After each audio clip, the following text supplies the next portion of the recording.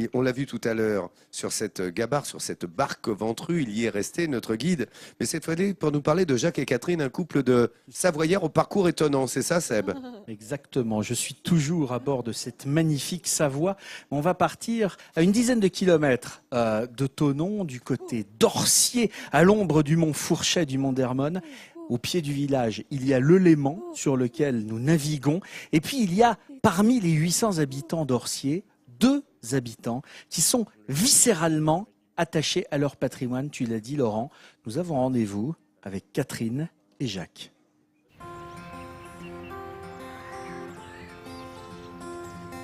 En Haute-Savoie, la commune d'Orcier, située entre 600 et 1000 mètres d'altitude, offre une vue imprenable sur le lac Léman.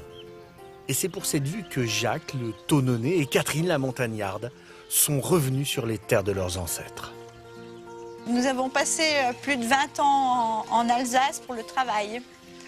Et puis, chaque fois que nous revenions, ça nous prenait aux tripes. Et on se disait que c'était vraiment dommage d'avoir quitté une aussi belle région. On est au calme, la nature est belle même s'il pleut. À chaque fois, on a des tableaux différents. Quelle que soit la saison, on est toujours aussi amoureux de notre région.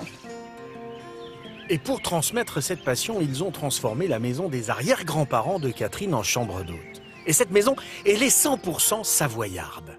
Le bas en dur, le haut en mélèze du pays, couleur cendrée, façonné par les intempéries, et le toit pentu pour protéger de la neige. À l'intérieur, une déco aux 1000 objets récupérés et transformés. Donc on retrouve la fourche que j'avais lorsque j'étais enfant. Cette fourche était une taille pour enfants. Ce sont mes grands-oncles et grandes-tantes qui me la réservaient quand on venait faire les foins avec mon papa et mes frères sur le haut du village.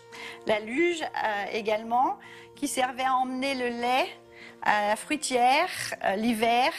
Il y avait un brancard devant et c'était un chien qui était attelé pour emmener le lait à la fruitière. Tous ces objets qui ont fait le quotidien des Savoyards retrouvent ici une seconde vie. À l'image des râteaux et des fourches transformés en tringles à rideaux. Et même les rideaux sont en lin brut de la région, cousus à la main.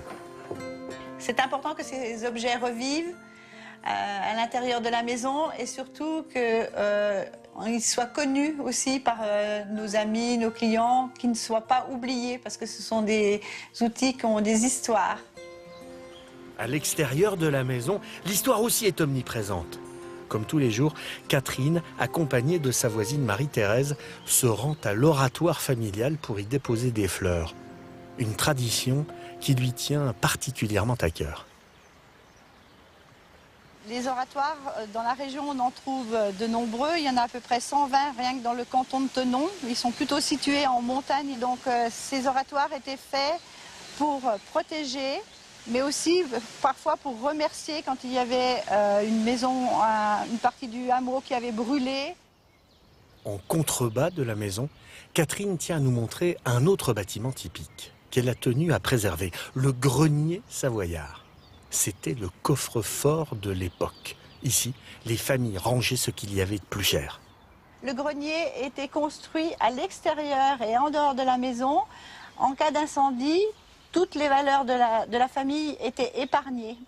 Et quand Catherine retrouve Jacques, c'est pour faire vivre cette mémoire dans leur cuisine. La tarte aux pommes traditionnelle cache un petit secret.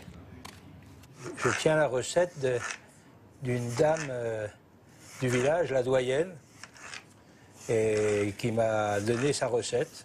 Alors, la première fois que je l'ai faite, j'ai trouvé que c'était pas aussi parfait qu'elle. Alors je suis retourné la voir et je lui ai expliqué. Elle m'a dit « Ah, mais j'ai oublié quelque chose d'important, c'est qu'il faut mettre une bonne petite dose de gnôle. » Et depuis, je mets ma petite goutte de gnôle et là maintenant, elle est exactement comme je l'ai connue.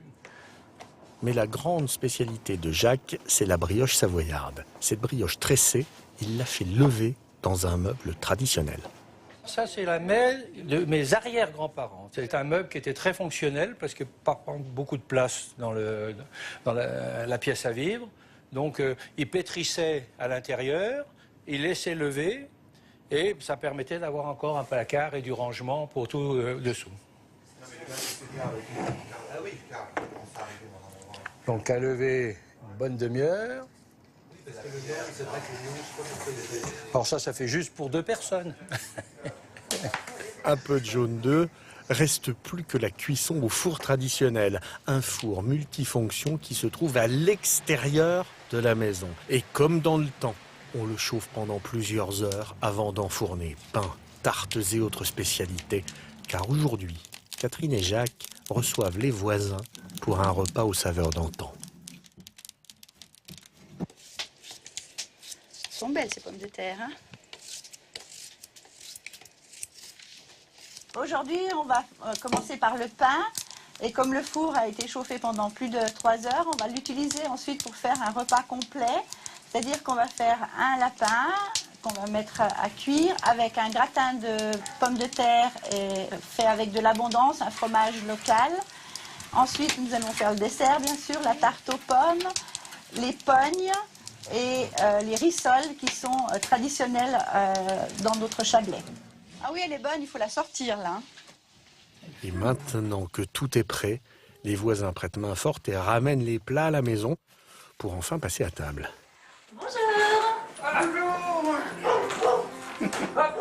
Ça sent bon. Lapin. Hein. Et c'est réussi. Cette immersion totale dans la culture savoyarde ravit toutes les générations. On s'est régalé et original puisque on mange des produits qui ont été cuits au four à pain. Donc c'est rare, c'est quand même pas tous les jours. C'est super parce que c'est bon, et c'est festif et c'est convivial. Alors santé à tous. Santé. Un toast aux traditions et aux saveurs locales, meilleur moyen de faire perdurer la culture savoyarde.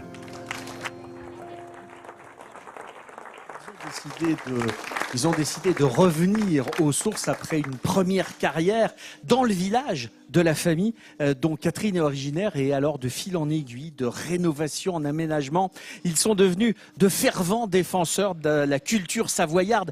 Et puis si vous y allez avec vos enfants, eh bien vous allez pouvoir vous balader comme ça avec eux, vous allez pouvoir découvrir les ânes qui sont autour de la propriété, vous allez pouvoir voir plein de petits animaux, des poules également.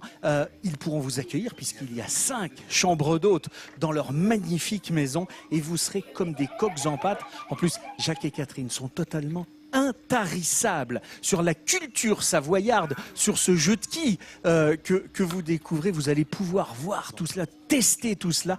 Vous allez pouvoir aussi goûter à la fameuse brioche. Jacques, il m'a apporté des pognes là, qui sont là, qu'on va manger sur le bateau, sur la Savoie. Et pour tout ce que vous faites, pour également toutes ces activités, notamment la fête de l'alpage et puis les démontagnés, tout ce que vous organisez au profit d'associations caritatives, je suis absolument ravi, Catherine et Jacques, de vous remettre ce sourire de France. D'autant, je crois, Catherine, que sur le plateau, vous êtes venue avec toute votre équipe. Hein.